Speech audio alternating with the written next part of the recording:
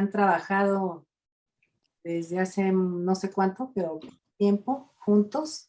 Son colegas en la Facultad de Derecho y entonces Mariana conoce más cosas quizá de lo que yo, ¿no? Bueno, pues entonces ya vamos a dar comienzo. Pues buenas tardes a todas y a todos. Para mí es un gusto estar en la última parte, en la última charla de nuestro seminario del proyecto PAPIT, Literatura y Derecho, una propuesta interdisciplinaria para los estudios clásicos y jurídicos, cuya responsable, pues ya sabemos, es la doctora Marta Elena Montemayor Aceves. Así que pues les agradecemos que estén esta tarde aquí. Y como ya se mencionó, el inicio de este seminario estuvo a cargo de el maestro Manuel de Jesús Jiménez Moreno, hoy doctor Manuel de Jesús Jiménez Moreno. Así que para mí es muy importante su presencia aquí y presentarlo. El doctor Manuel de Jesús Jiménez Moreno es doctor en estudios latinoamericanos en el área de literatura y crítica literaria, maestro y licenciado en Derecho por nuestra Facultad de Derecho de la UNAM, todos ellos aprobados con mención honorífica. Además, cuenta con estudios de licenciatura en Lengua y Literatura Hispánicas de la Facultad de Filosofía y Letras de nuestra Casa de Estudios. Es profesor y técnico académico de tiempo completo por oposición en la Facultad de Derecho de la UNAM, en el área de Filosofía del Derecho, pero además es el subdirector académico de la revista de la Facultad también de Derecho de la UNAM. Es miembro de la Asociación Mexicana de Retórica, donde se desempeñó como presidente del Grupo Retórica y Argumentación Jurídica entre los años 2017 y 2018. También ha sido, y ahí ha sido muy importante su participación, ha estado adscrito al Seminario de Derecho Romano e Historia del Derecho, donde como impulsor de los estudios de Derecho y de Literatura y la generación de seminarios, bueno, pues él fue el que diseñó la asignatura optativa de Derecho y Literatura que ya se imparte en nuestra Facultad de Derecho en el nuevo plan de estudios. Además, es presidente del colectivo Derecho, Arte y Humanidades, autor de varios artículos y reseñas en revistas académicas nacionales e internacionales, y ha publicado varios libros, entre ellos Dioses procesales, la cultura jurídica del barroco, desde la poesía, que publicó el Instituto de la Judicatura Federal en el año 2018, coordinador junto con Gerardo Ramírez Vidal de ensayos sobre retórica jurídica del Instituto de Investigaciones Filológicas, que seguro alguno de ustedes lo conocerá muy bien, y bueno, recientemente él hablará después, tiene un libro que presentó apenas hace 2 días en la Universidad del Estado de México, y bueno, ya nos contará alguna vez de esto. Sus líneas de investigación: Derecho y Literatura, Retórica Jurídica y Derechos Culturales en América Latina. No me extiendo más, ya le dejo la palabra al doctor Manuel de Jesús Jiménez Moreno. Muchas gracias. Muchísimas gracias, doctora Mariana Moranchel, por las líneas, por el entusiasmo. Y yo también quiero agradecer muchísimo a cada uno de ustedes. En verdad que ha sido muy enriquecedor eh, todas estas sesiones. Y yo creo que lo más importante es que hemos hecho comunidad. Y eso para mí es muy significativo. Es decir, conozco nueva gente, me entero de investigaciones e incluso me emociono con investigaciones, con propuestas. Y para mí es un honor, un tanto inmerecido, que yo cierre este anillo, este círculo, como bien decía el doctor Emiliano Buis. Bueno, voy a compartir pantalla.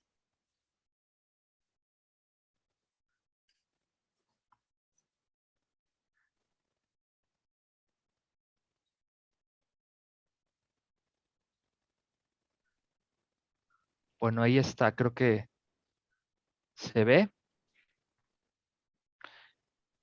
Bueno, pues yo les voy a hablar sobre pues un tema que hace un cruce entre los estudios clásicos y la perspectiva latinoamericanista. Como bien dijo la doctora Mariana, pues yo soy doctor en estudios latinoamericanos y me interesa mucho esa perspectiva epistemológica.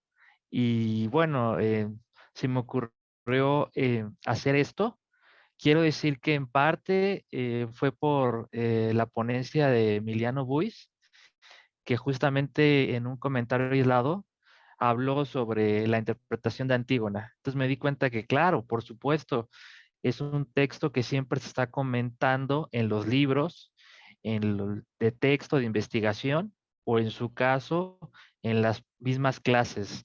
Es como un tópico, yo casi me atrevería a decir.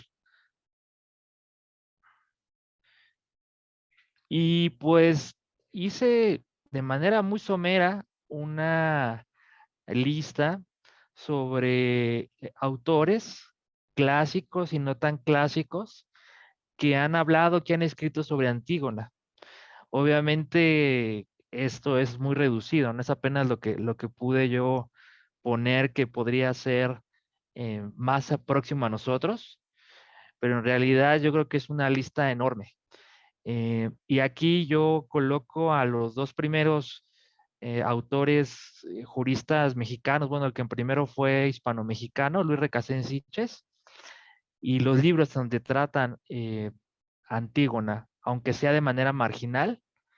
Vemos ahí el libro de Introducción al Estudio del Derecho, que yo me atrevo a decir que es un bestseller de los estudios jurídicos en México. De hecho, muchísimas generaciones han sido aproximadas al derecho a partir de esta publicación que viene del 40, con muchísimas reediciones. Si ustedes van a la Suprema Corte de Justicia, verán que en uno de los murales, arrinconado junto con un montón de legajos, está escondido este libro de Eduardo García Maínez. Y ahí, para explicar su teoría de los círculos, habla de el tema de Antígona, particularmente el célebre diálogo con Creón o Creonte, que he visto que cambia la traducción.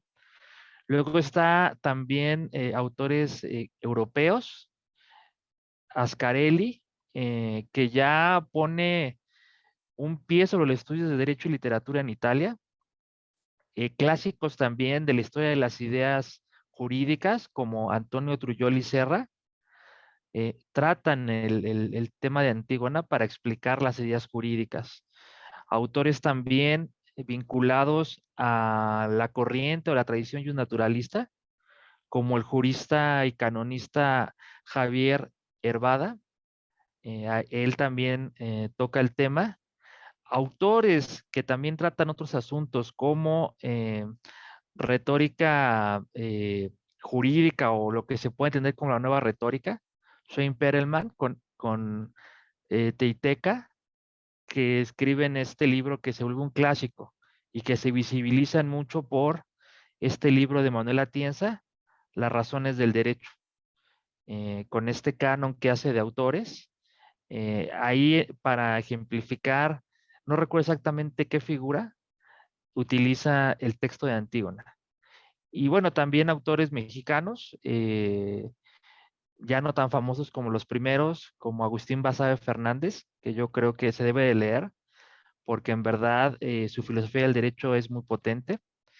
Y bueno, también tenemos a clásicos angloamericanos como Ronald Dworkin con Justicia para Erizos, que se publicó con traducción al español por el Fondo de Cultura Económica, y textos de derecho y literatura, más de corte como manual. Está este de María José Falcón y Tella, donde hace una panorámica desde la antigüedad hasta nuestros días. Y por supuesto, toca a Antígona. Entonces, si se dan cuenta, podemos ver que la aproximación desde el derecho a la obra de Antígona, de Sófocles, es a partir de la filosofía del derecho, que será como lo más robusto, pero también se hace desde la historia del derecho y la historia de las ideas jurídicas, que vendría a ser otra aproximación, y finalmente desde la aproximación de derecho y literatura. Y un poco se puede ver en este pequeño listado que yo les estoy aquí brindando. Ahora sí, ya voy a comenzar con la ponencia, y particularmente con estos autores que estoy tratando. que son tres. Se trata de Joaquín García Huidobro, de Enrique Cáceres Nieto, García Huidobro chileno, Enrique Cáceres Nieto mexicano y Juan Carlos Wolmer brasileño. Antonio Carlos Wolmer, perdón.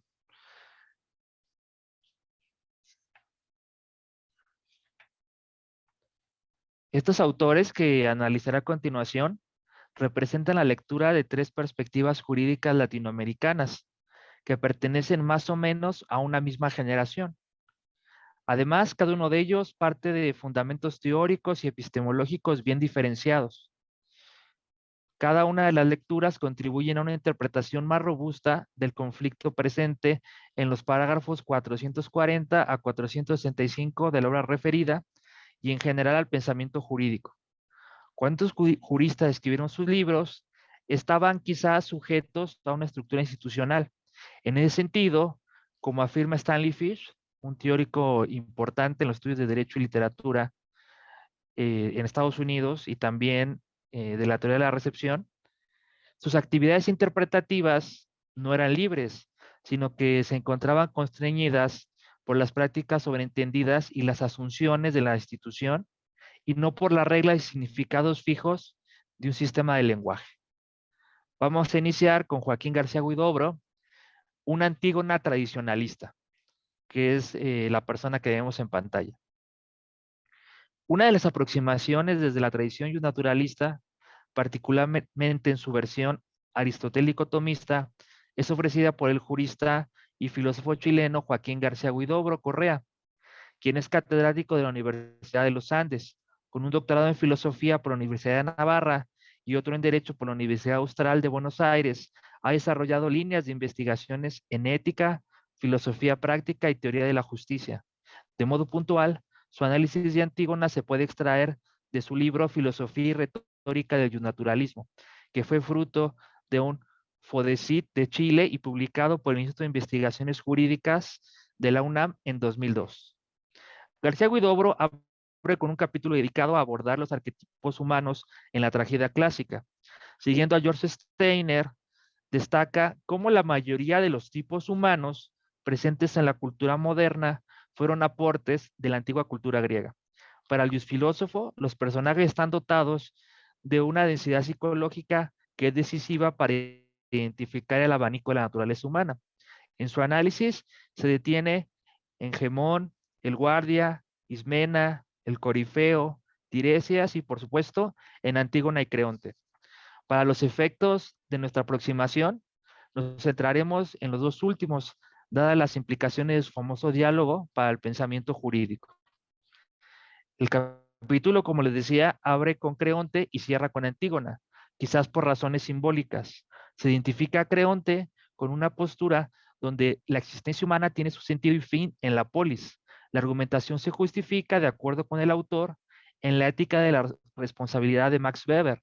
El criterio moral está determinado por los resultados. En el caso particular, es bueno y correcto todo aquello que enaltece a la ciudad y malo e incorrecto todo lo que la debilite. La lógica de cálculo es posible gracias a una medida común de valor que permita juzgar el resultado de las acciones.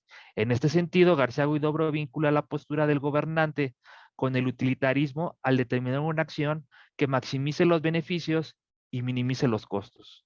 Por otra parte, la objeción que expone el autor es la inexistencia de esa medida, aunque, cito, Creonte piensa que la tiene y que el bien de la polis constituye aquella medida común de valor.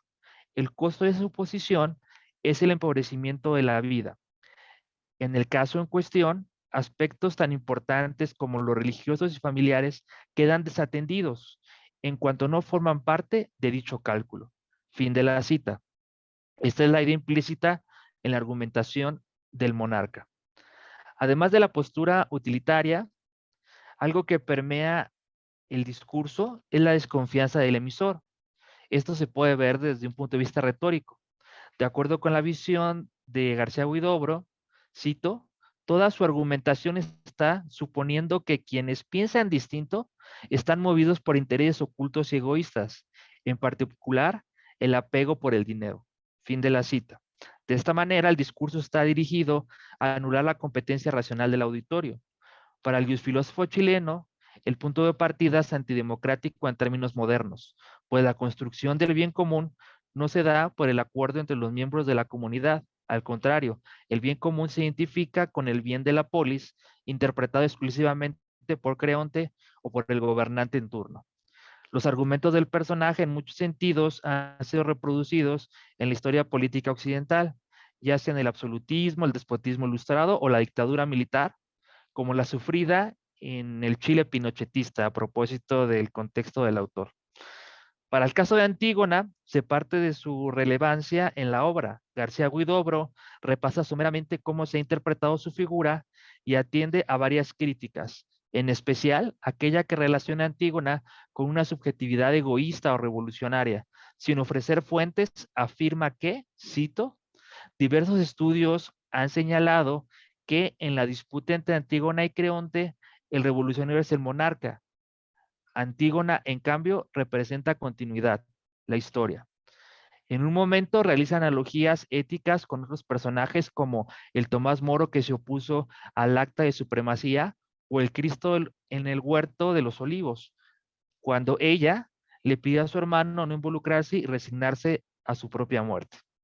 En todo caso, ella es una pieza clave en la tradición naturalista, como podemos verlo en esta cita que le estoy yo colocando en la diapositiva. Para el profesor de la Universidad de los Andes, no existe arrogancia. El actuar de Antígona está guiado por la modestia, el reconocimiento racional de la labor de las generaciones pasadas y el respeto a la tradición. Se efectúa una retórica de la humildad. Cuando ella invoca las leyes no escritas, admite que existe un orden superior al derecho humano que siempre debe ser atendido. El argumento se da en razón de las problemáticas ocasionadas cuando la conducta del hombre transgrede dichas leyes inmemoriales, incluso si se trata de un rey. Antígona actúa de acuerdo con lo esperado dentro de un orden previamente establecido y en la visión de García Huidobro no es un agente de cambio. El elogio es evidente y se hace una lectura del personaje favoreciendo de la construcción de la moralidad occidental. Existe una rica tradición de cómo se configuraron las pautas morales en la cultura clásica y los humanistas de la modernidad en el siglo XVI. Esta se constituye, según el autor, con ideas como la afirmación de la inmortalidad del alma, de la libertad humana y el reconocimiento de la existencia de la divinidad.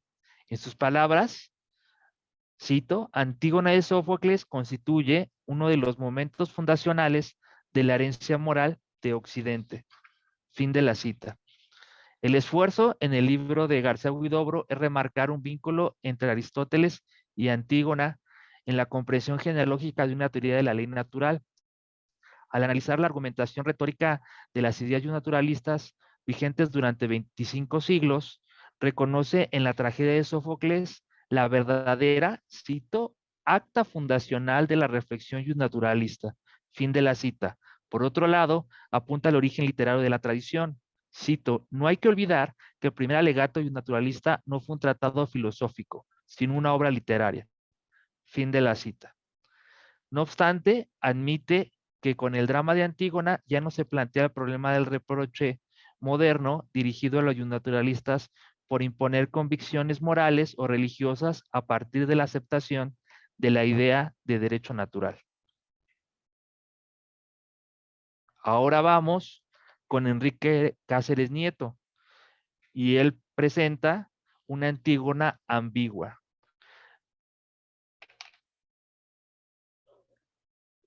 En otra posición epistemológica se encuentra la lectura de Enrique Cáceres Nieto, quien es investigador del Instituto de Investigaciones Jurídicas de la UNAM. Tiene una formación interdisciplinaria que abarcan saberes como derecho, psicoterapia ericksoniana, sistemas complejos, medicina, entre otros. En el campo del derecho se ha centrado en temas de constructivismo jurídico, aplicaciones de sistemas complejos y asuntos de epistemología. Muchas de sus investigaciones han sido vanguardistas en los estudios jurídicos, por ejemplo, al vincular la inteligencia artificial y la neurociencia. En este sentido, Cáceres ha desarrollado conceptos como filosofía jurídica experimental y neuroderecho. Antes de llegar a estos temas, como muchos abogados de su generación, Cáceres se formó en torno a la filosofía analítica, la lógica jurídica y los positivismos jurídicos.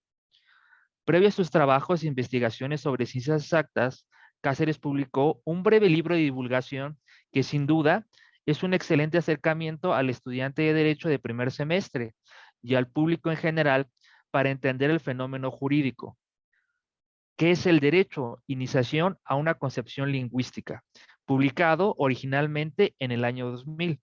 El libro plantea de modo ameno y lúdico algunos tópicos epistemológicos y lingüísticos que se relacionan con la teoría jurídica. Entre otras cosas, en las primeras páginas el autor narra un día significativo en su vida y después lo vuelve a hacer teniendo en cuenta todos los elementos legales que intervienen en esa cotidianidad. Sin duda, este ejercicio es significativo para despertar una sensibilidad y óptica jurídica en el lector. Repasa ideas de filósofos antiguos y modernos y vincula conceptos como caja negra, pseudoproblema, signo lingüístico, polisemia y ambigüedad.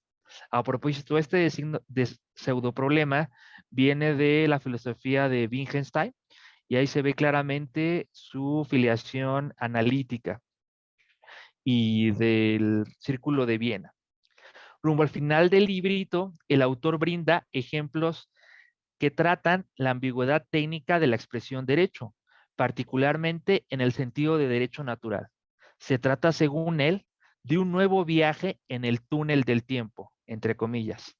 Previamente había abordado las problemáticas semánticas sobre la ambigüedad técnica y cómo esto afecta la univocidad que se espera de la ciencia jurídica. Para Cáceres, el caso más sobresaliente es el sentido equivalente al derecho natural, de tal suerte que se pone manos a la obra y su primer ejemplo busca indagar el sentido de la palabra derecho a partir del argumento de Antígona y las distinciones de Aristóteles. Sin mediar explicación, Cáceres coloca un fragmento de la obra de Sófocles que entiende como escenario y donde queda expresado el argumento. Por la bibliografía, sabemos que la fuente que cita es la traducción del padre Garibay en su famoso título Las 7 tragedias. Sabemos estas ediciones de sepan cuántos por rúa.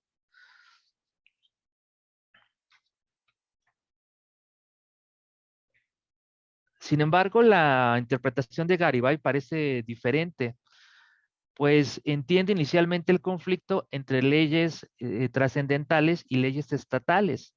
Después lo deriva entre ley eterna y ley efímera.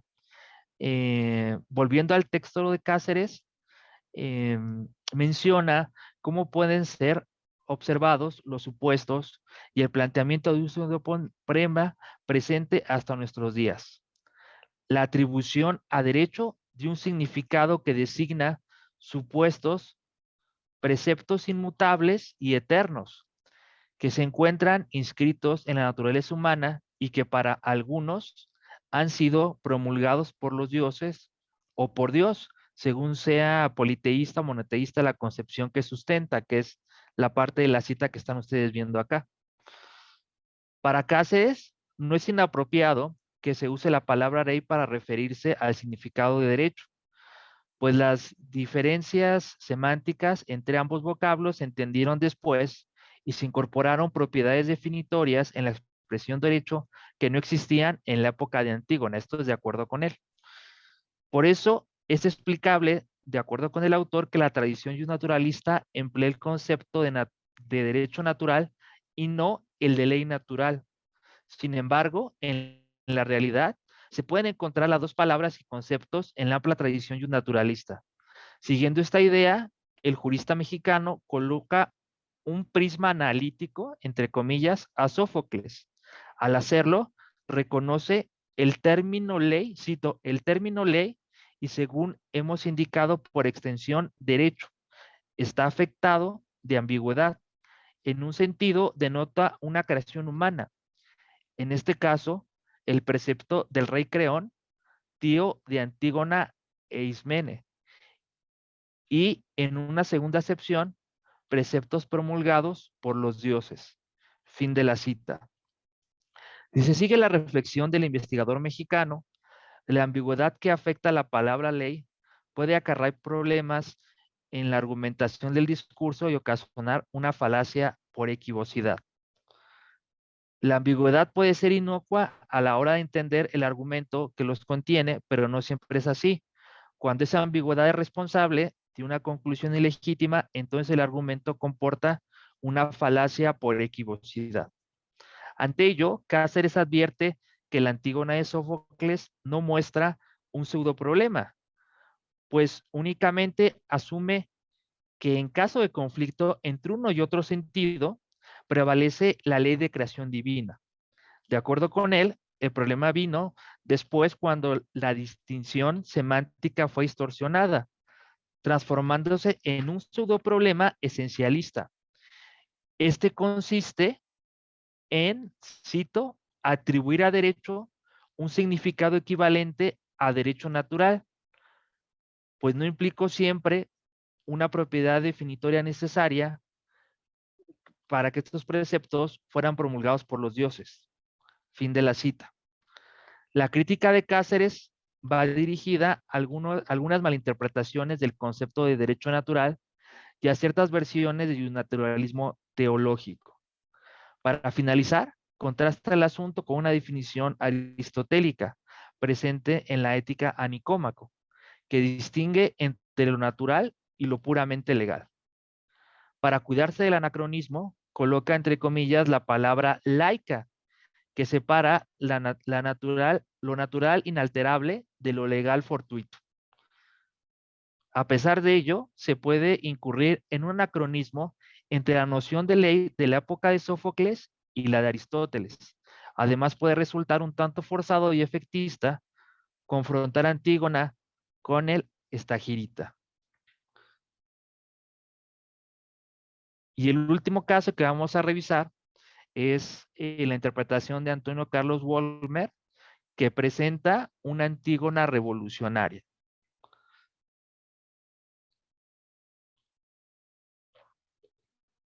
Otra lectura interesante nos la ofrece una parte del trabajo del jurista brasileño Antonio Carlos Wollmer.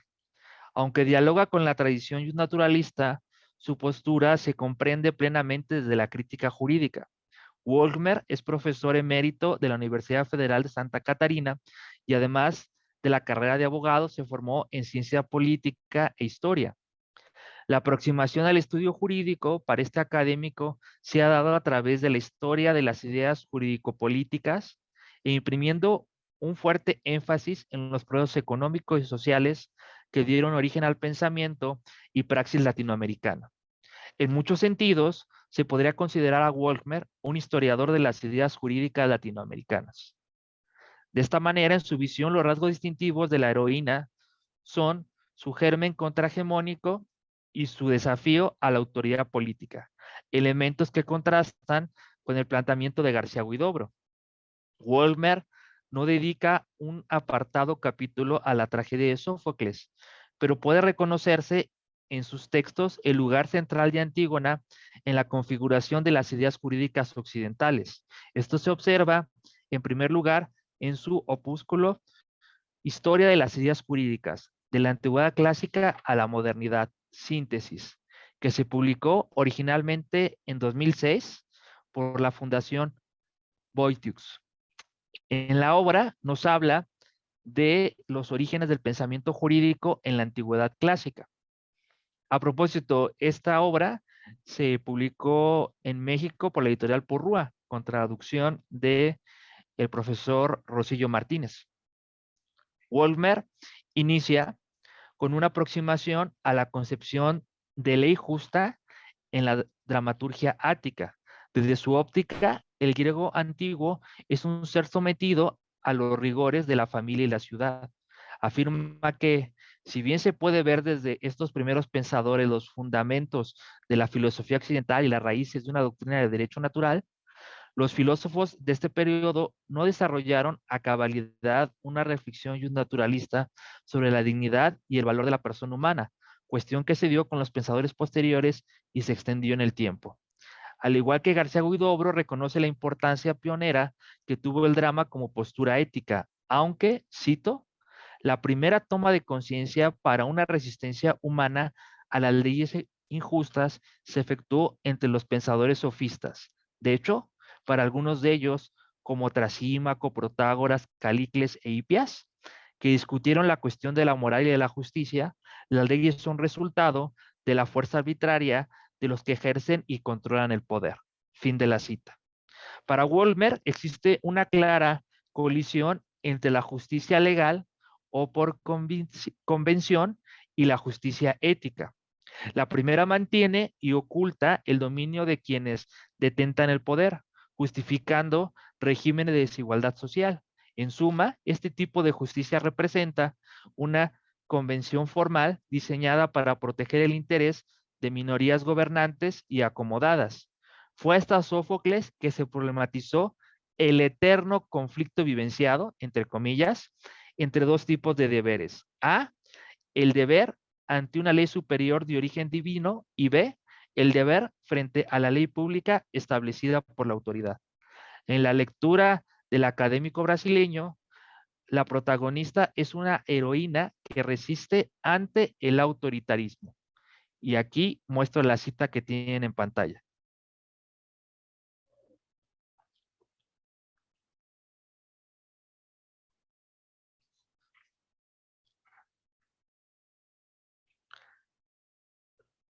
La lectura de Wollmer, además de contrarrestar los dos tipos de justicia, es un conflicto de titularidad de derechos, pues fija de modo implícito una litis sobre el reclamo del derecho sobre el cuerpo. Siguiendo esta vía, la razón que sustenta la petición de Antígona es el derecho familiar, y Creonte sustenta la posesión del cuerpo en una orden secular. Más allá de esto, lo que resalta de la cita es que Antígona se delinea como desafiante y valiente. Su reclamo al final se traduce en una exigencia de justicia ética, y el móvil de amor fraternal suma el argumento al expresar la tensión entre amor y justicia formal, que será muchos siglos después tratado por Paul Riquet. Vale también la pena notar la interpretación del gobernante arbitrario y caprichoso, que puede ser altamente cuestionable. Además, para el autor, este pasaje revela, cito, un enfrentamiento que llamó la atención de los teóricos del derecho en todos los tiempos, es decir, el dualismo que busca obtener para cada cual la obediencia irrestricta del hombre. Fin de la cita. Hemos visto en el primer apartado con el tema de Antígona, que el tema de Antígona ha sido tratado e incluso explotado por los juristas, de tal suerte que termina por esquematizarse y reducirse indebidamente las posturas de ese dualismo. Wollmer hace una lectura político-jurídica del conflicto y, en sus palabras, revive en la tradición y un naturalista, cito, un derecho de resistencia en época de despotismo y de tiranía. Tal vez por eso la figura representada por Antígona haya inspirado a dramaturgos, pensadores y juristas de todos los tiempos. Fin de la cita. Para comprender la idea de derecho de resistencia de Wollmer, que se vincula con la desobediencia civil y la ética revolucionaria, es preciso acudir a otros textos. El derecho de resistencia puede identificarse como un punto de partida para generar y hacer valer nuevos derechos, cito, legitimados por el consenso de fuerzas sociales subyacentes, por cuanto dice respecto a derechos instituyentes, por las condiciones de vida y por las resistencias en espacios locales. Fin de la cita. Se trata de derechos por los que luchan diversas colectividades. El derecho de resistencia no es exclusivo de las subalteridades, pues el académico brasileño habla de magistraturas alternativas, es decir, cómo desde la oficialidad se resiste al sistema, produciendo o creando nuevos derechos por medio de una hermenéutica judicial. Cito, estos magistrados hacen resistencia a las leyes injustas, explotando las ambigüedades y las omisiones del derecho positivo oficial para defender la causa de los menos favorecidos. Es decir, utiliza lo que se conoce como el uso alternativo del derecho, o en su caso, para los litigantes, el positivismo de combate. Posteriormente, Wollmer publicó Teoría crítica del derecho desde América Latina. En un momento, deja de tratar el caso regional y explica la generalidad de la categoría derecho alternativo como una forma de superar las leyes positivas que operan de modo opresivo e injusto.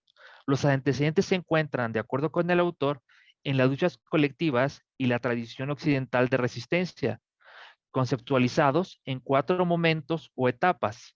Estos momentos históricos sirven para contextualizar los fundamentos del derecho alternativo y pueden leerse paralelamente al pensamiento producido en la antigüedad, la sociedad medieval, los tiempos modernos y el mundo contemporáneo. Resulta obvio que Antígona aparece en el primer momento. Y finalmente, un fragmento muy pequeñito, Antígona, entre abogados telean. Sin duda, estas 3 lecturas sobre la problemática jurídico-política presente en Antígona es un pequeño muestrario, sobre cómo un texto clásico puede emplearse para ilustrar diversas hermenéuticas jurídicas. Con las aproximaciones de García Huidobro, Cáceres y Wollmer, se ofrecen en mayor o menor medida nuevas lecturas a viejos problemas de la filosofía del derecho, donde se filtran distintas posturas teóricas y corrientes del pensamiento jurídico.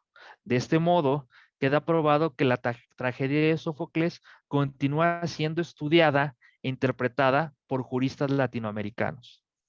Por ejemplo, una lectura sugerente la dio Emiliano Bois en el seminario Derecho y Literatura en la Antigüedad Clásica, al afirmar que Antígona no es la contraposición entre dique y nomos, es decir, es incorrecto el conflicto filosófico entre derecho divino versus derecho humano. Tanto en los discursos de Antígona y Creonte hay referencias a los dos derechos. Siguiendo a Edward Harris, en realidad los personajes de la tragedia oponen distintas visiones políticas de lo que es el nomos, una visión democrática y otra impuesta por la autoridad.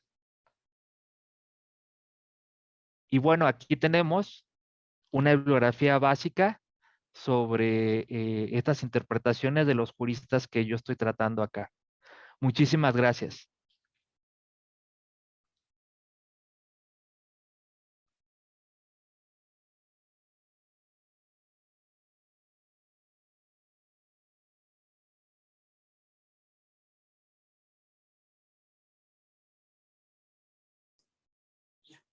Muchas gracias, Manuel.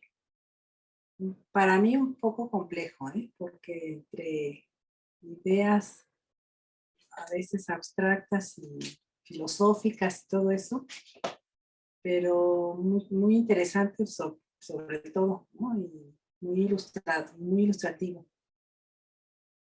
Y muchas gracias, Manuel, por haberte animado y haber preparado este trabajo para nosotros. Y además por haber citado a Emiliano Puig, que fue también el que se presentó al principio del seminario. Claro, claro, sí, pues como dije, mucho de lo que él dijo me motivó a escribir sobre esto. Ahora, Muchas gracias. También un poco lo descoloqué porque sé que es más filosofía del derecho. sí, eso es lo que pasa, ¿verdad? Porque si estás hablando de univocidad y de esas cosas, que es un lenguaje que utilizan más ahorita en el seminario de hermenéutica que tenemos en filológicas, ¿no? Este tipo de análisis. Y parece sencillo, pero no es nada sencillo el estar hablando de la ley natural y de la ley divina y de la ley humana y de estas cosas, ¿no?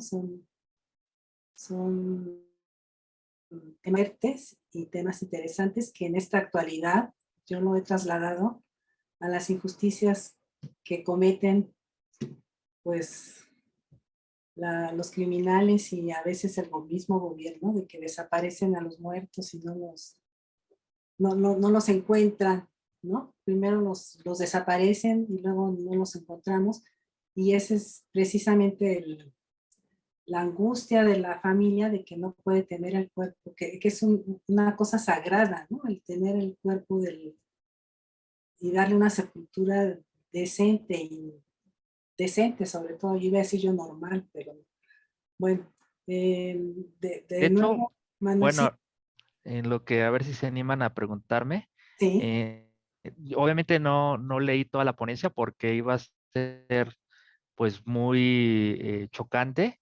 Y en una primera parte hablo también cómo Antígona ha sido reelaborada y reescrita desde la creación literaria. Hay una autora que escribió un libro que se llama Antígona González, Sara Uribe, y justamente está en el contexto de las buscadoras del norte del país que están haciendo una labor colectiva para encontrar los cuerpos de las desaparecidas, de los desaparecidos. Y también hay reescrituras europeas, por ejemplo, François Host, que hemos citado acá como teórico de Derecho y Literatura, tiene un libro que se llama El velo de Antígona, que trata más bien temas de las sociedades plurales, ¿no? Sobre todo los conflictos religiosos. Este está traducido al español por Jurídicas, me parece. Es ah, una obra de teatro. mira, muy interesante, Manuel. Estaba levantando la mano, Sandra Rico y Emiliano Buis también. No sé quién estaba primero. Judita, ¿tú qué estás viendo? Sí, tiene la palabra Sandra Rico y luego el doctor Emiliano, por favor. Buenas tardes a todos, buenas noches a todos y a todas. Gracias, Manuel. La verdad es que es muy emocionante el pasaje tragedia de Antígona y por lo tanto tu ponencia, muy intelectual. Y bueno, yo quería comentarte y preguntarte una cosa. Según entiendo, Antígona clamaba más al derecho divino y ético desde el punto de vista humano que al jurídico terrenal. Entonces quería ver si podrías ahondar un poco más sobre el vínculo entre Antígona y Aristóteles, a ver si me daría por ahí algún indicio de cómo ella había construido esta personalidad y este carácter intelectual. No sé si se puede. Claro que sí. Bueno, sí, creo que sí te entendí, aunque por ahí se distorsionó. Eh, Justamente de los autores que estoy trabajando, que trabajé, que es Enrique Cáceres, Wolfmer y García Huidobro, quienes lo vinculan con Aristóteles. Bueno, son dos. Uno es Cáceres, pero me parece que Cáceres hace una extrapolación un tanto anacrónica porque vincula a Aristóteles con una idea laica de la ley natural y vincula a Antígona con un sentido de naturalismo teológico.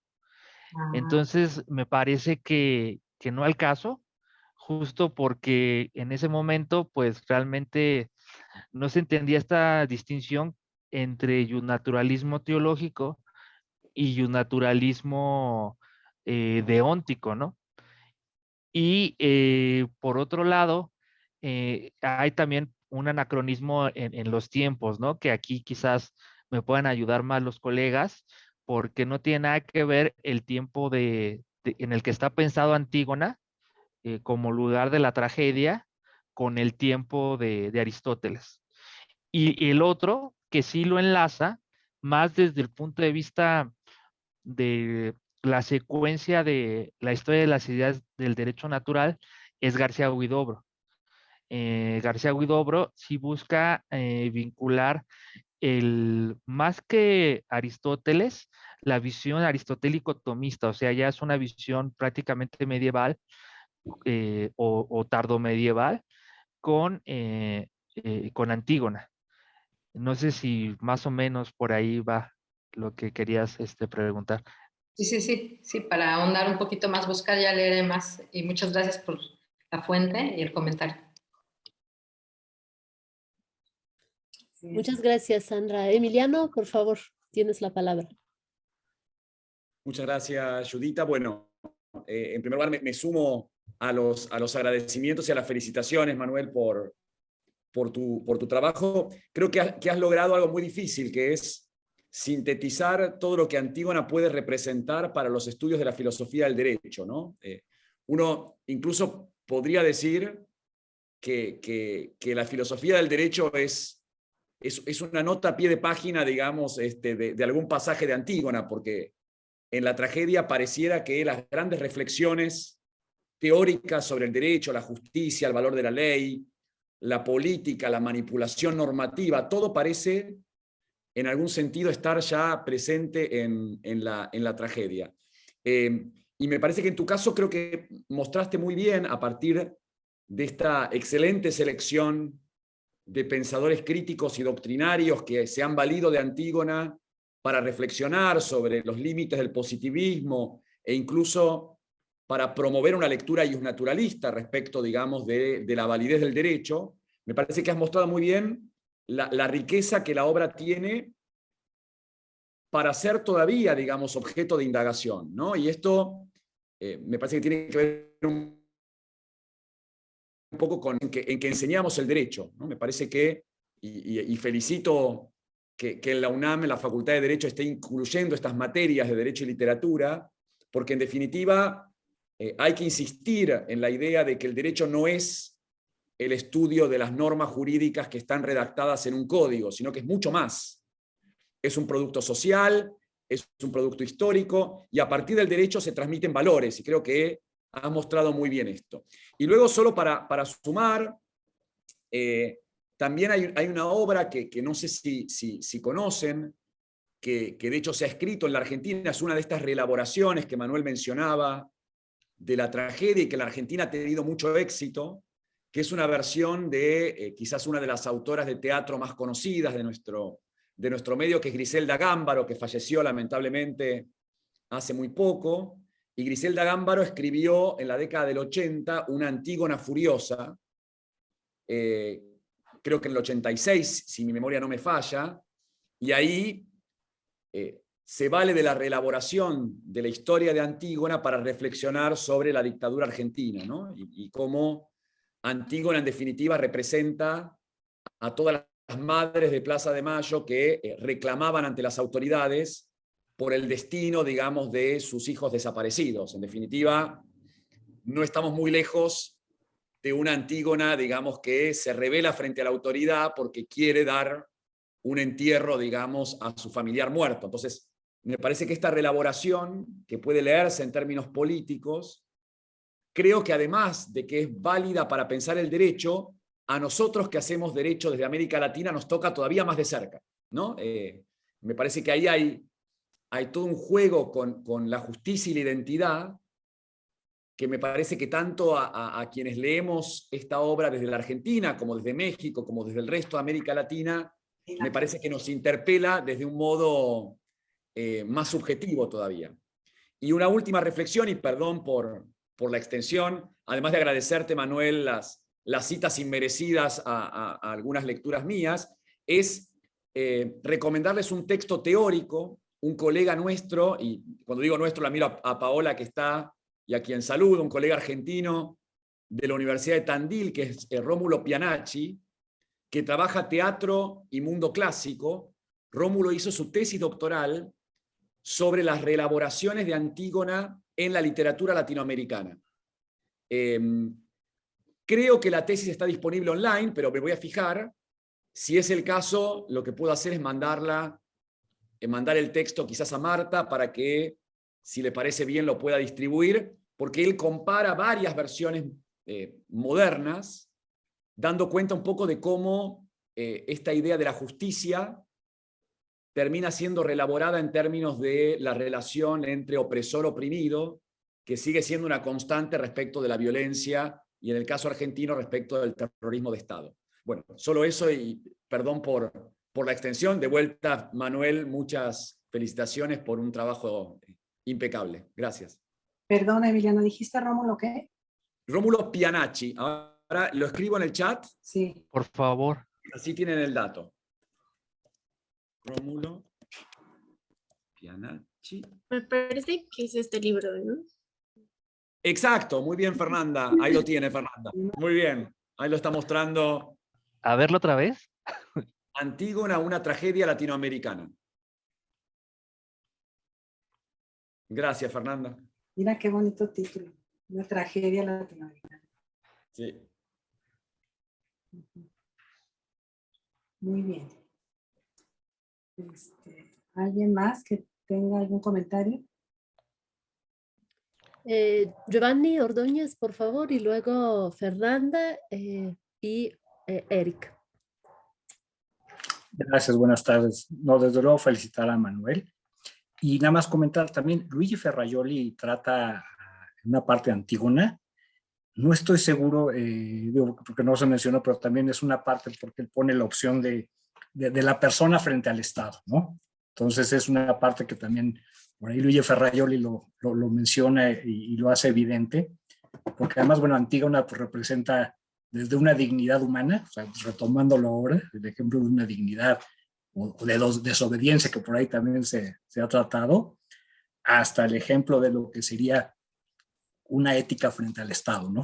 Es decir, ese derecho que va más allá de un principio que actual ha estado vigente antes y sigue vigente ahora, ¿no? Entonces, nada más comentar eso y felicidades, Manuel.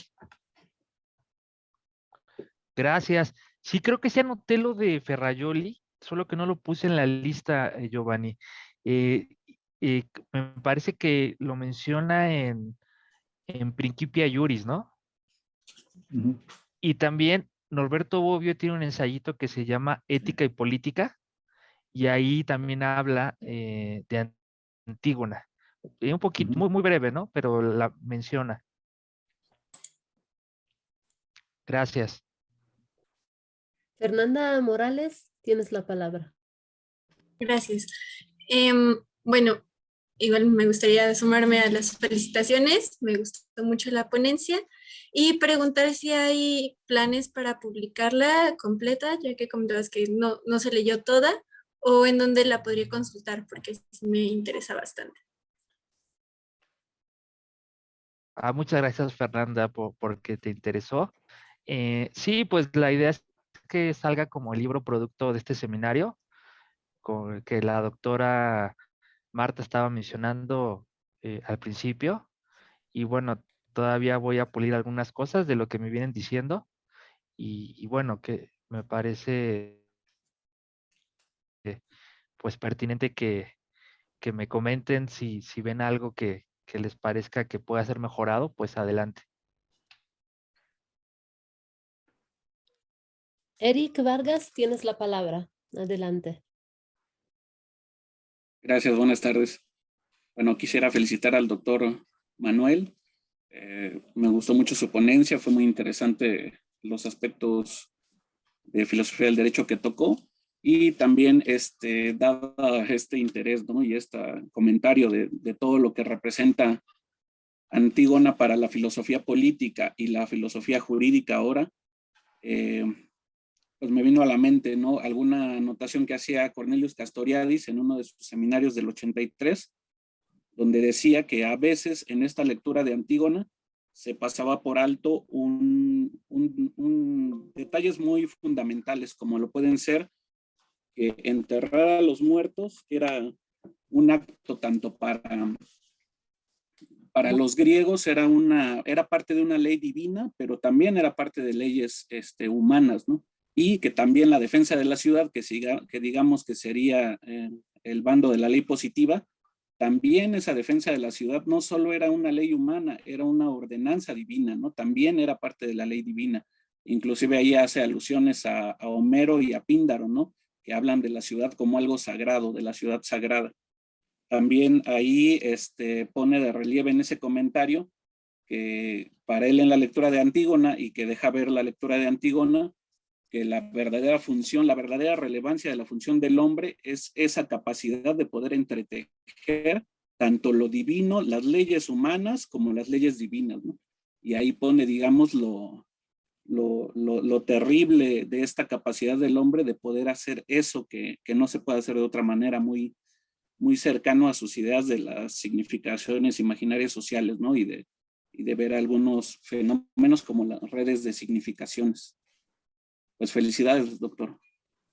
Muchas gracias, estimado Eric. y yo también quedé fascinado con tu ponencia de Demóstenes. Me fui a comprar un libro de Demóstenes, solo de escucharte. Y lo que tú comentas, creo que es bien interesante porque me parece que la filosofía del derecho, los filósofos toman esto prestado, el tema de Antígona, desde de la filosofía y de modo muy puntual de la filosofía política.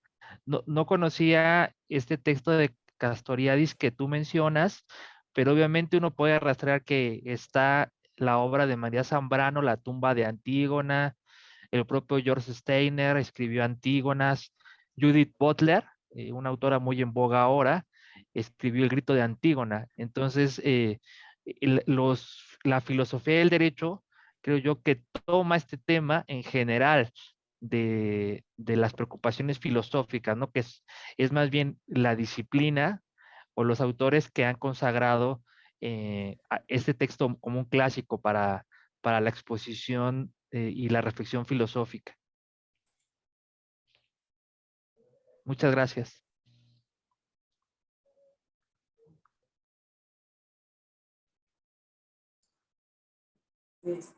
Manuel dejó una pregunta en el aire. Si el tiempo de Antígona, ¿cómo dijiste, Manuel? El tiempo de Antígona es el tiempo de Aristóteles, ¿cómo estuvo? Ajá, exactamente. Sí. No sé si alguien se anime a contestar o a ilustrarnos. Bueno, es que a mí Sí, me o sea, ¿no? sí, lo que yo preguntaba, digo, a lo mejor ustedes me pueden ayudar más, es si el lugar de la tragedia de Sófocles, cuando está pensando el momento histórico, pues qué tanto corresponde con el momento en el que vivió Aristóteles, ¿no?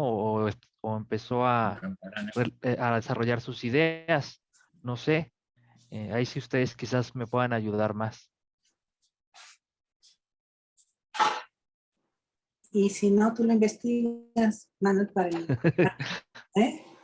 Bueno. En realidad, sumo solamente un pequeño detalle. En realidad, hay una gran crítica, sobre todo al modo en que Aristóteles piensa la tragedia, ¿no? Aristóteles está escribiendo varias décadas después del momento en el que los grandes tragediógrafos han representado sus obras, y algunos incluso, hay una autora francesa que con un libro bastante polémico ha concebido a Aristóteles como el vampiro del teatro occidental, así se llama su obra, porque ha sostenido que al intentar teorizar la tragedia, ha privado, digamos, al mundo dramático griego, digamos, de su vitalidad, porque Aristóteles hace una definición de tragedia que es absolutamente teórica y que priva un poco al espectáculo trágico de su realidad convivial, digamos, ¿no? de su propia representación.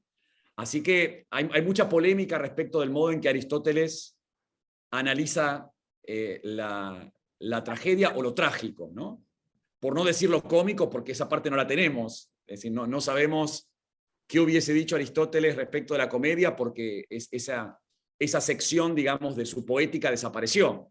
Pero respecto de la tragedia, con toda su teoría de la catarsis, etcétera, pareciera que está, de alguna manera, leyendo una mirada, digamos, muy particular, que no sé si se condice con la experiencia de un ateniense de fines del siglo V, ¿no? A eso me refería. Pero es un tema muy interesante también, ¿no? Muy polémico. Sí. Pues te está diciendo algo Elvia, Manuel, pero... Ya lo anoté. Ajá. De la periodización de los autores, ¿no? Ajá. Muchas gracias, Elvia. Ahí Judita pone el nombre del texto. Un texto que cuando se publicó hace unos años en Francia fue muy polémico, ¿eh? De hecho, sobre todo los expertos en teatro salieron un poco a responder los argumentos de Dupont, pero me parece que sigue siendo muy interesante.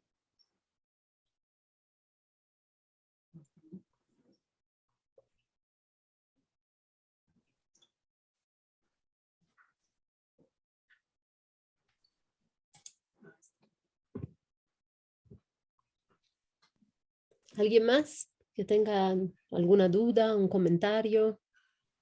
En el chat, Manuel, te hacen muchas felicitaciones por la ponencia. No sé si hayas tenido ocasión de verlos, pero son varios que te hacen llegar sus felicitaciones. Paola, tienes la palabra, adelante. Buenas tardes a todas y a todos, ¿cómo están? Bueno, en principio felicitar a Manuel, encantadora tu exposición, Manuel, felicitaciones. Haces un recorrido sumamente atractivo para estudiar justamente Antígona desde esa hermenéutica que sí, sigue estando ausente quizás, está ausente de los currícula en general de las carreras de letras, en principio, en cierta medida, y por supuesto también de derecho y demás. Yo quería sumar mínimamente una bibliografía que es Antígona Vélez de Leopoldo Marechal. Antígona Vélez es una obra exquisita, es una reelaboración de Antígona de Sófocles, pero en este caso particular, sumando un poco a los comentarios que ustedes hicieron en el inicio del final de la exposición de Manuel, trata sobre la conquista del desierto argentino, situado hacia fines del siglo XIX, cuando una familia tiene que ver perdidos 2 hijos muertos. Uno de ellos logra obtener el entierro que se espera para aquel momento y el segundo no, y su hermana sale en búsqueda del cuerpo, pero a su vez no solamente en búsqueda del cuerpo, sino en darle una sepultura cristiana. Entonces, esta visión, esta revisión que se hace de Antígona desde un punto de vista monoteísta, en principio, pero al mismo tiempo humano, que revaloriza de alguna manera también esta humanidad que despierta Antígona como personaje a través de la obra de Sófocles, pero al mismo tiempo que se conecta con leyes que impiden que los traidores sean enterrados, ¿sí? Porque este hermano no enterrado de Antígona Vélez había pertenecido al bando contrario. Es sumamente interesante para ser leído desde muchos puntos de vista, desde las historias de los desaparecidos de las dictaduras militares, sin importar la época, la nuestra, la más cercana, la del 76 en adelante, la última, pero sin importar la época, para entender justamente desde el punto de vista humano lo que significa un cuerpo no enterrado o no darle la merecida sepultura o el ritual que implica poder despedirse de él y todo aquello que pueda significar el proceso del luto, ¿verdad? Pero bueno, felicitaciones Manuel por despertar todas estas ideas y bueno, lean Antígona Vélez de Leopoldo Marechal, que es fascinante. Muchas gracias, Paula. ¿El autor es Leopoldo Marechal? Exactamente. Acá tengo una que recién encontré, ya leí esto hace muchos años, décadas tal vez, porque fue parte de mi formación con Marta Leso, a quien Emiliano conoce de sobremanera. Bueno, y sus enseñanzas, sus clases eran tan motivadoras que a uno lo llevaba a tratar de encontrar, una vez que terminaba el libro de Sófocles, la tragedia de Sófocles, encontrar otras Antígonas para seguir leyendo diversas versiones, y así sucedió con otras obras más, ¿no? Sí, es Antígona Vélez. Acá tengo la edición de Coligüe, que es excelente, de Leopoldo Marechal. No sé si ustedes puedan llegar a conseguirla por allá, pero sinceramente es una obra sumamente interesante. Muchísimas gracias, Paola. Pues seguramente voy a buscarla. Ya me estoy llevando mucha bibliografía. Muy bien. Sí. Tiene Sí, la mano levantada Jorge Méndez y luego le damos la palabra a Sandra Rico, por favor. y también Tere después. Ah, Tere, perdón, no había visto. También. Ya vamos. La cola. Hola, buenas tardes a todos. ¿Me escuchan bien? Espero que sí. Sí. Bueno, yo me enteré tarde del seminario, apenas ayer, pero la verdad es que aunque no conozco tanto de los temas, que me pareció muy interesante la ponencia del doctor Manuel. También me sumo a las felicitaciones que veo que es quien organiza, porque como estudiante de Derecho y en algún momento estudiante de Letras, sí me parece pues hermoso que se abran estos espacios en el sentido de que se abre una cuestión interdiscursiva, ¿no? Entre carreras que aparentemente pareciese que no tienen relación, pero que sin duda la tienen, y pues qué mejor que con personas que definitivamente son grandes conocedores de los temas y pues que lo inspiran a uno, ¿no? Que al final de cuentas es uno neófito y muy inexperto en todo esto, pero es muy lindo saber de estos espacios. Y vaya, pues simplemente era eso, agradecerle pues la creación de estos espacios y la ponencia igual, ojalá se pudiera conseguir completa, vaya, para leerla con más atención y pues nada más era eso. Muchas gracias. Ojalá me entere de los demás eventos si es que organizan más de este tipo, pero a tiempo. Gracias. Ya te Gracias a ti. anoté, ya te anoté para enviarte mensajes. Estás anotado. Sí, justamente estamos viendo con la doctora Marta hacer como un plus de este seminario, ¿no? Donde vamos a invitar a algunas personas a que nos hablen ya de literatura universal en perspectiva de derecho y literatura. Entonces probablemente te interese. Muchas gracias, pues vamos a sacar también el libro. Yo ya hablo como si yo estuviera coordinando Es que y no es la doctora también eres Marta. coordinador, Manuel, junto con Mariana, los tres hemos estado aquí al pie del cañón desde el principio. Y Emiliano Whisky nos ha apoyado mucho también.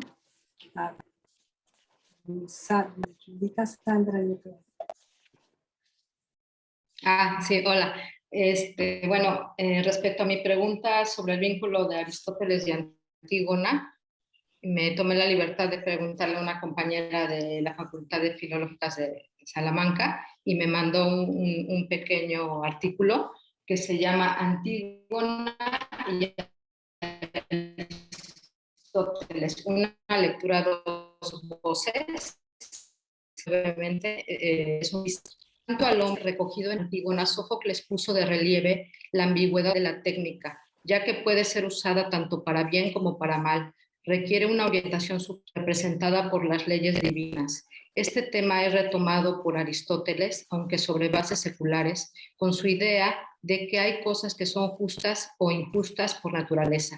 Para él, la recta orientación de la técnica no depende primeramente del conocimiento de ciertas reglas éticas, sino de la formación del carácter, y ya que el conocimiento del bien depende de las disposiciones morales del sujeto.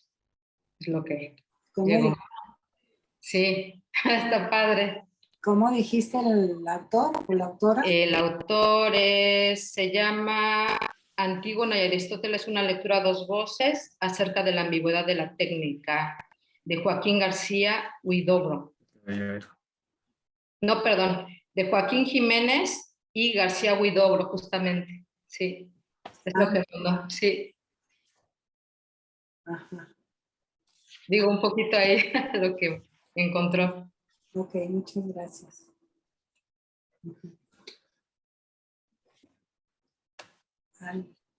¿Alguien más estaba? Teresa Galás, la doctora Galás.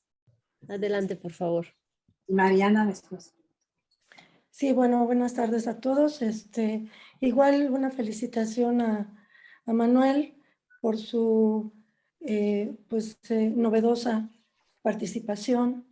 Creo que, como han comentado ya varios, nos deja pues posibilidades, ¿no?, de interpretación. Bueno, yo nada más quiero comentar la posibilidad que dan en este tipo de estudios, incluso interdisciplinarios y transdisciplinarios, la posibilidad que dan los clásicos de ser actualizados, ¿no? La posibilidad de actualizar los clásicos siempre en el sentido de precisamente por eso son clásicos, ¿no? Porque se pueden aplicar, se pueden actualizar. Y eso me parece, pues, que se ha dado a lo largo de este seminario. Y ya nada más un saludo. No sabía que Paola se había formado con Marta Leso, pero Marta Leso para mí es una persona muy querida y si le puede mandar mis saludos muy cariñosos, pues se lo voy a agradecer. Tiene muchísimos años que no la veo, pero la estimo mucho. Y ya es todo. Gracias. Hago una pequeña, sí, muchísimas gracias, María Teresa. Sí, Marta Leso me ha formado en toda mi carrera, y hasta hoy en día sigo trabajando con ella, con Filón de Alejandría y otras temáticas más, así que sí, le voy a transmitir tus saludos, se va a poner muy contenta seguramente. Sí, Muchísimas por favor. gracias. Ajá. Sí, sí, claro que sí, claro que sí. Sí. Y gracias, Manuel. A usted, doctora Tere. Mariana. Mariana, por favor. Muchas gracias. Yo quiero agradecer a Manuel porque gracias a su entusiasmo se ha podido integrar en la Facultad de Derecho no solo la asignatura optativa y que esperemos que en un futuro cercano sea una asignatura obligatoria como en muchísimas otras universidades latinoamericanas y europeas al menos, ¿no? Justamente por su entusiasmo y su interés, es una realidad que existan varios seminarios que, como este, a la que agradecemos también a la doctora Montemayor que nos haya incluido precisamente salida esta idea también a partir de un seminario que organizó hace algunos añitos también Manuel y que, bueno, pues tuvimos nosotros justamente la oportunidad de conocer más de cerca a la doctora Aurelia y a la doctora Montemayor y también a Fernanda, y eso también hizo que nos acercáramos al mundo de la literatura clásica, no solo del derecho romano, sino de la literatura clásica y hacer esta intersección de derecho y literatura, porque precisamente uno de las inseguridades que nos daba tanto a Manuel y como a mí es que nosotros no somos especialistas en el mundo clásico desde la perspectiva de la literatura y del mundo clásico que ustedes pues realmente son los expertos y los que nos enseñan en todos estos seminarios también con sus comentarios para ir avanzando en este mundo clásico y cómo atraerlo y entender el mundo del derecho, ¿no? Bueno, precisamente por algo pertenecemos a este sistema romano-germánico, pero sobre todo el romano y con toda el bagaje griego. Entonces, pues yo quería agradecer también este seminario porque a mí en lo particular me ha aportado muchísimo para mis propias investigaciones. Así que, y sobre todo, bueno, a Manuel por su siempre apoyo y su influencia en este campo para mí tan importante que es la literatura y el derecho. Era todo lo que tenía que decir. Gracias. Aurelia. Gracias. Marta, pues yo en parte quería mencionar lo que Tere ya dijo. Creo que si algo se evidencia con todas estas sesiones que has coordinado y que muy atinadamente promoviste con tu proyecto, es que pues los clásicos son clásicos porque siguen siendo vigentes para todas las épocas, ¿no? Creo que las exposiciones han sido de excelente nivel y creo que se ha logrado una interacción muy enriquecedora para todos. Así que yo te agradezco mucho a ti en especial porque me invitaste a estar acá y a quienes contigo han sustentado estos encuentros. Así que muchas felicidades. Esperamos con y mucho interés el libro que se generará a partir de estas exposiciones y aprovecho también para invitarlos, más bien para comunicarles que varios de los expositores que hemos escuchado aquí van a formar parte del programa del Congreso Internacional de Estudios Clásicos de las asociaciones de estudios clásicos de la FIEC, que va a ser la primera semana de agosto. Así que pues estén pendientes. Ya le pediremos a Martita que nos ayude a enviar el programa para todos y de suerte que puedan seguirnos en ese periodo. Muchas gracias y muchas felicidades a todos los que expusieron.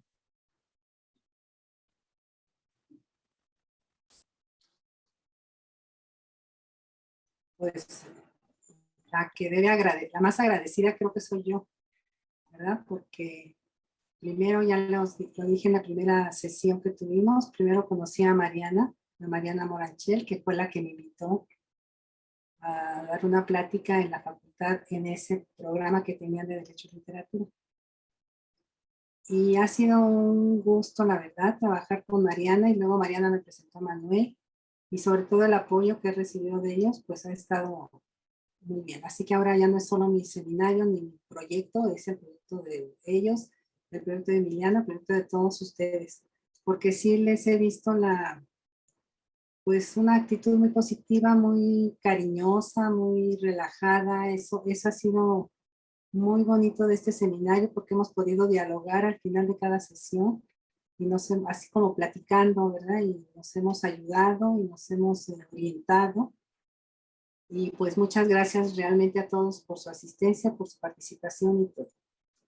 Ahora, ya nos adelantó Manuel. Perdón, doctora. Sí, Hay una persona. Sí. Jorge Arturo Reyes. Jorge, es la palabra. Hola, gracias, muy amable.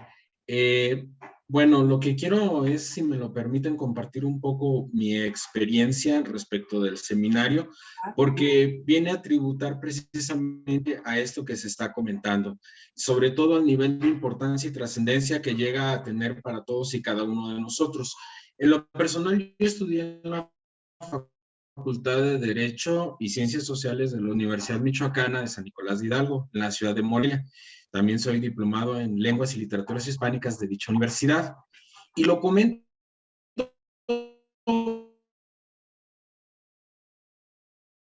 esto como Michoacán. Salió un listado de las ciudades más peligrosas del mundo y Uruapan es una de ellas. Está catalogada como una 8ª ciudad y eso es algo muy, muy, muy triste, es muy preocupante por el nivel de violencia que se está viviendo actualmente. Pero sí es fundamental replantear la forma en la cual se trabaja el derecho. Yo soy maestro de derecho para alumnos de bachillerato, entonces es fundamental retomar estos temas porque nos ayudan a entender al derecho, como decía Emiliano, no como ese conjunto de normas como un elemento positivista memorístico, sino entender la fuente, entender la trascendencia de la norma jurídica y el impacto que tiene en todos y cada uno de nosotros. Porque los estudiantes en algunos momentos de preparatoria dicen, bueno, ¿a mí para qué me sirve el derecho? Yo voy a estudiar una carrera que no es derecho, o ¿por qué tengo que verlo, no? Entonces, es fundamental concientizar en esta parte. Y lo que quiero señalar es que gracias al seminario, gracias al impulso, gracias a la motivación que ha despertado en mí, pues vamos a realizar un ciclo de actividades de derecho y literatura precisamente en la ciudad de Uruapan. Se va a difundir este contenido y va a llegar a jóvenes en una ciudad que me parece que lo necesita urgentemente en nuestro país. Entonces es algo que quiero yo compartir como una consecuencia, como un elemento que ha tenido repercusiones y que esperemos que siga floreciendo estas reflexiones, estos análisis, este espacio generado por el doctor Manuel, impulsado por el doctor Manuel, así como por la doctora Montemayor, ha sido algo maravilloso, y todas las personas que han colaborado, y menciono a estas 2 personas porque son las que tengo entendido que han impulsado en gran medida estos contenidos, pero todos con nuestra presencia, con nuestras aportaciones, yo sé que han sumado, que están sumando. Entonces, es algo que me parece a mí bastante importante y trascendental.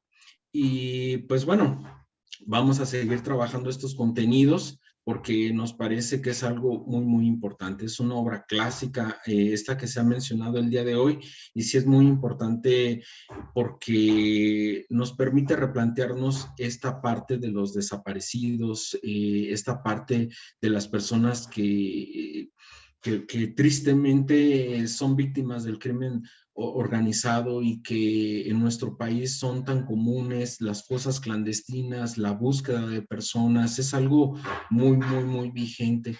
Y antes de que se cambie el nombre de América Latina a Tebas, vamos a hacer el esfuerzo y a seguir luchando para que se difundan estos contenidos y replantearnos la forma en la cual entendemos el derecho. Muchas gracias.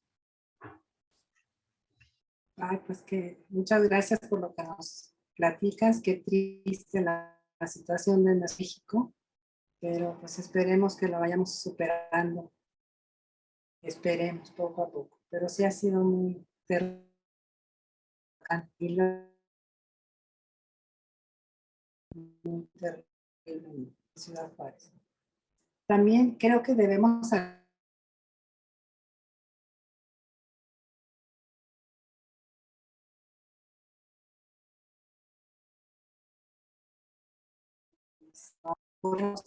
cosas que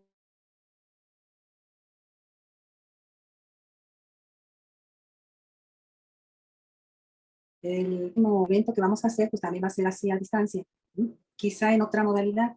También otra ventaja que estoy viendo ahora es que no pedí en la liga a mi instituto, sino que yo lo quise hacer personalmente.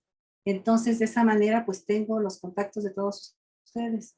Así que cualquier cosa que quieran compartir, tanto de material como de otros eventos que quieran compartir y que podamos asistir, pues yo seré el nexo, ¿sí? Yo seré el lazo para que se puedan comunicar conmigo cuando ustedes lo deseen. Nunca he cambiado de correo, siempre lo estoy limpiando para que esté activo. Así que con toda confianza y con mucho gusto yo estaré recibiendo mensajes de ustedes cuando lo necesiten o cuando lo deseen. Sí, para los que no han asistido mucho a este seminario, les vuelvo para los que sí han asistido, que vamos a organizar otro evento, el 1, 2 y 3 de junio, ¿sí? Ese sería el otro evento, porque este seminario termina el día de ahora. Así que el siguiente sería el 1, 2 y 3 de junio, que van a participar algunos de los que han estado aquí asistiendo y otros invitados nuevos, ¿no? Muchos invitados que nos van a hablar de literatura universal. Y ese evento lo vamos a hacer en las mañanas y también va a ser en línea. Ya veré yo cómo se va a organizar y todos se los estaré yo informando, ¿sí? Aurelia ya nos comentó lo del Congreso de la FIEC, que también va a haber unas mesas de derecho, de literatura y derecho, y van a participar también integrantes de este seminario, ¿sí? Y lo que también ya dijo Manuel es sobre el libro colectivo. Esto de la FIEC ya nos dijo Aurelia que va a ser la primera semana de agosto. Y el otro tema es el libro colectivo. Como ustedes deben comprender y saber que un libro pues no es fácil hacerlo, en el que se reúnen como los materiales y se leen, se revisan, se unifican y se mandan a dictaminar y todo eso, pues si bien va para finales de año o principios del próximo año lo tendremos. Pero obviamente cuando tengamos el ejemplar también les mandaré mensajes para hacerle difusión. Y todos estos materiales y eventos siempre se están difundiendo por la página del instituto. Así que si ustedes pueden visitar la página del instituto, ahí se van a estar enterando si tenemos más eventos del derecho y literatura y de otros, por supuesto, ¿sí? Doctora Marta. Sí, ¿quién más quiere participar? Paola, a ver, Paola. Bueno, en principio, sí, mis felicitaciones, por supuesto, me sumo a todas las felicitaciones que ya han hecho que este seminario trascienda quizás fronteras que ustedes no terminamos en general de imaginar.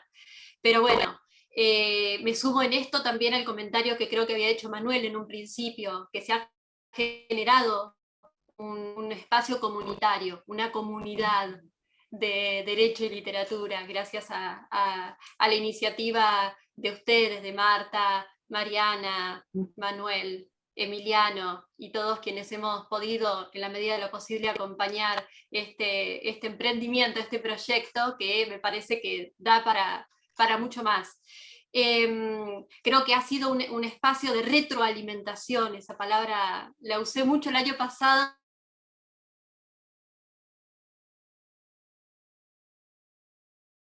para hablar de la retroalimentación. Muchas veces uno terminaba aprendiendo del alumno.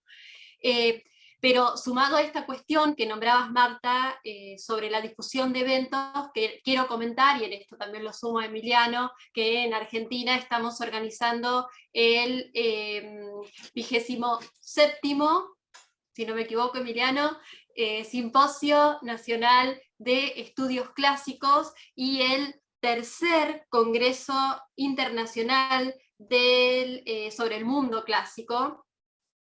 Y está titulado, lleva como título, siempre estos simposios van variando los títulos para promover que las temáticas surjan de alguna manera, o también para contextualizar un poco las situaciones que hemos estado viviendo en los últimos años: libertad, opresión y confinamiento del mundo antiguo a nuestros días. Si bien ese a nuestros días es un poco engañoso, nosotros nos estamos centrando particularmente en el mundo clásico.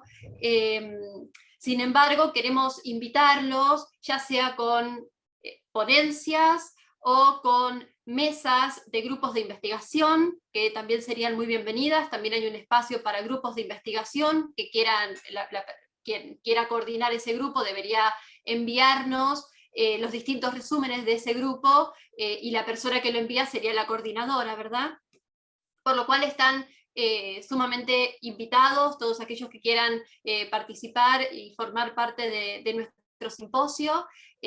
También está siendo difundido en las redes sociales. Marta, te enviaré la circular y las distintas circulares que vayan surgiendo para que las transmitas.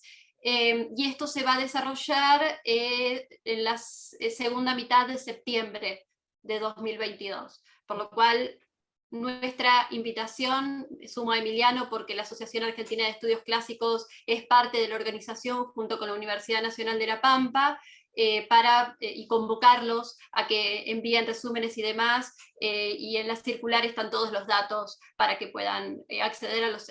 ahí está, muchas gracias, Emi, para que puedan acceder a los formularios y completarlos, o nos manden directamente un mensaje, ya sea al correo que aparece en la circular, o a Pao Druille, que es mi correo, paodruille@gmail.com, por cualquier interés que surja en relación o consulta que surja en relación con este evento. Muchas gracias. Pues muy bien, entonces no nos vamos a despedir, sino nos vamos a decir hasta luego, porque vamos a seguir teniendo relación y vamos a seguir teniendo contacto entre todos, ¿sí? Pues no. Martita, una pregunta nada más por la invitación que acaba de hacer Paola.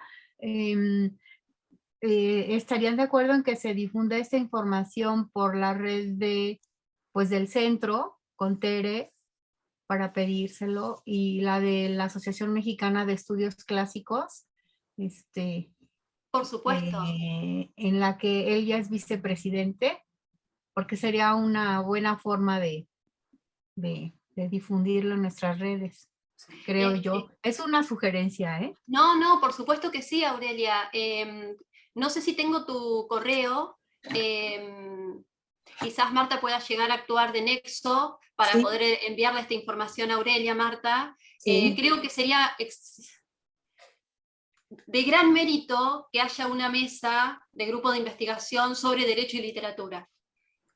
Sería de gran mérito que podamos seguir extendiendo, seguir gritando a voces que la necesidad de que derecho y literatura sea parte de los currícula de las carreras latinoamericanas, por lo cual sería muy meritorio que se pueda armar una mesa sobre... Por esto mismo lo decía, más allá de las ponencias individuales, hablo de grupo de investigación pensándonos. como grupo de investigación y como posibilidad de que exista una mesa sobre derecho y literatura y haciendo de alguna manera una copia de la mesa de derecho y literatura que también se está pensando para FIEC, ¿no? Para de alguna manera clonar este mismo evento, de lo cual, bueno, Marta y todo tu equipo han sido impulsores en distintos lugares de Latinoamérica en la medida de lo posible, ya sea con una mesa de grupo de investigación o con este gran evento que fue organizado por vos, Marta, y tu equipo. De alguna manera es extender, seguir extendiendo y fomentando para que esto no, año tras año, el año que viene, bueno, promover algún otro tipo de evento para una continuidad. Exacto. Y fíjate que está muy bien porque la FIEC es en agosto, o sea, el coloquio que estamos organizando nosotros con este seminario es en junio. Luego el Congreso de la FIEC es en agosto y lo tuyo es en septiembre. O sea que vamos cronológicamente, ¿eh? Estamos muy bien. Así que nos estamos acomodando sin querer. ¿Sí? Exacto. Ok, qué bueno. Pues no nos vamos a despedir, seguimos en comunicación y vuelvo a ofrecerme como el nexo para todo lo que se les vaya ofreciendo. Y en el caso de nosotros de la UNAM, pues no dejen de visitar la página del Instituto de Investigaciones Filológicas para que estén enterados de los eventos, ¿sí? Y muchas gracias por haberse interesado de esta manera y por haber convivido y por haber hecho este núcleo tan bonito, ¿sí? Y tan afable y tan cercano que ahora lo sentimos, ¿sí? Muchísimas gracias, Emiliano, todos los aquí presentes. Gracias a ti, Marta. Muchas gracias. Hasta luego. Y les voy a mandar una constancia, ¿eh?